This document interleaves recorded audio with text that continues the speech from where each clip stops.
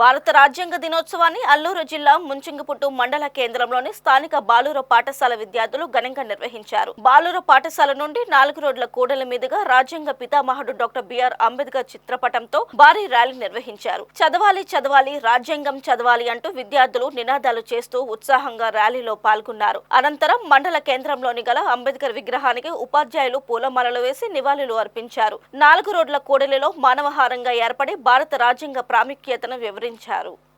ఈ సందర్భంగా ఉపాధ్యాయులు మాట్లాడుతూ భారత రాజ్యాంగాన్ని ఆమోదించిన సందర్భంగా ప్రతి సంవత్సరం నవంబర్ 26న రాజ్యాంగ దినోత్సవాన్ని జరుపుకోవడం జరుగుతుందని, రాజ్యాంగ దినోత్సవాన్ని సంవిధాన్ దివాస్ అని కూడా పిలుస్తారని అన్నారు. ప్రతి ఒక్కరూ భారత రాజ్యాంగం గురించి తెలుసుకొని రాజ్యాంగం చదవాలని అన్నారు.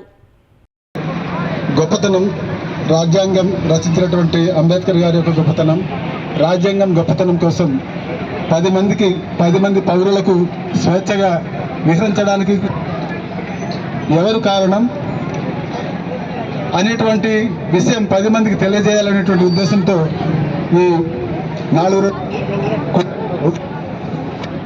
అలాగే అంబేద్కర్ గారు స్టాట్యూ దగ్గర